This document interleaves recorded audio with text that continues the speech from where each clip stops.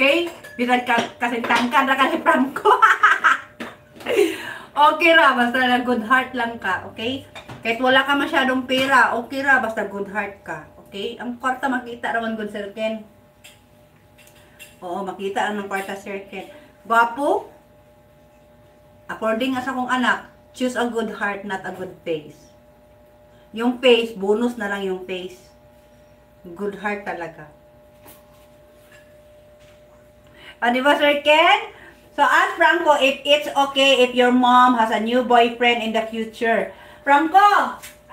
Sabi ni Sir Ken, ask Franco if it's okay if your mom has a new boyfriend in the future. Okay. So what can you say? Okay. Okay, so what kind of boyfriend you want me to have? Kula ko kamalo.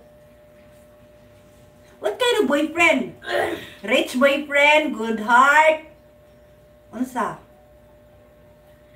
Good heart, caring. Oh. Most of all, friend nato tanan. 'Di ba? Mura lang Ay, friend. good heart, friendly.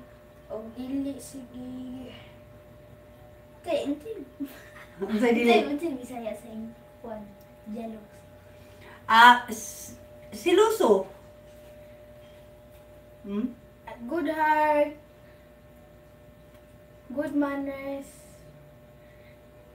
caring, and not jealousy. Okay. Oh, photo certain ha? Kasi yung father niya, sobraan kasiloso. Kaya nag-aaway kami.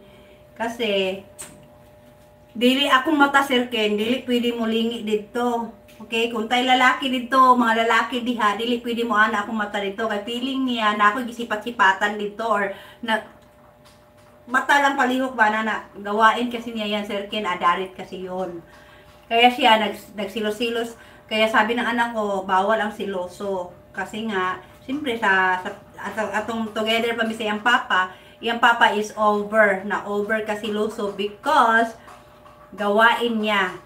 Kaya ayaw ng anak ko ngayon, kung magka-boyfriend ako in the future, ayaw niya yung siloso. Kasi wala, abi mo Sir Ken, pag ako yung girlfriend, di ka dapat, ikaw yung boyfriend ko, di ka dapat magsilo Sir Ken, kaya di mo kiatan. Di ko kiatan na girlfriend Sir Ken, di ko kiatan na klase nga babae Sir Ken. Tsaka mahirap ko ligawan Sir Ken ha. Kung nakapasar na ka, ang sa lalaki nakapasar na sa kuha, kung pasar ka na sa kuha, pasar ka na. Bisan pagpatubangon ko ni mong mga model ya Sir Ken, medyo malaglag akong pante na Sir Ken. Kana mga gwapo? Bisan pagpakabul kaayo ka nga lalaki, dili gyud mo nimo malaglag akong panty Sir Ken. Panandali ang alyo lang kasi kaya Sir Ken eh. Kung pasar na ka sa kuha, kung ikaw lang nga lalaki, pasar ka na sa kuha, pasar ka na jud. Imo na lang nang ingatan, i-maintain na lang na nimo. Kasi once gani nga nitipas ka pag abot sa tunga-tunga na limaho imong tiil, unya naging addiction, naging drug addict ka or what, that's something na hindi ko ma-consider kasi nakilala ta ka, di man ka bawg tiil ato, di man ka bawg tiil atong nailhan ta ka.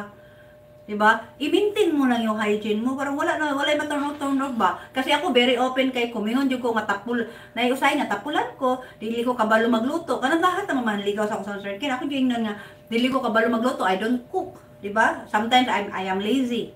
Eh, sibe babae ko pag dugon ko, dili ko ganan muliko, diba? So, muna nga pag kasal na mo, moyaw-yaw siya, you very lazy, blah blah blah, ko sa ano mo kung gipakaslan, blah blah blah, mag-away na sad me. Magilom na lang to sila kay, di ba ako naman gusto lang inundaan Sir Ken nga inana jud ko. Ha, inana ko modi ko sahay na anak ko sariling mundo, dili ko ganahan tao. Inana ko Sir Ken, okay? So, Pasay lagi Sir Ken, lisod ko yung pilingon, pero paminaw lang yun sa kuha. Kanang lalaki lang yun na makasabot sa kong mood kay moody jud kay ko sa ngatan ng Sir Ken. Pag ngayon gani ko sa mong pahawa sa harapan be kay pahawa gidan Sir Ken. Kaya ibig sabihin, nagadil pa ko sa kong sarili, kung ako kasabot tong sarili. Pero after 5 minutes, kung ano mga BFF na ko Sir Ken, kana nakailan yun sa kuha, mga na sila nga, pag mingon gana sa dapat ning kinanahaw, alam diya, pag masuko gani na siya, pasagdi na siya. After 5 minutes mo, lambing naman po ko Sir Ken. Naalan di ko yung sariling mood, na ko sariling mundo ba, nga usahay di ko ganahan makakitag tao.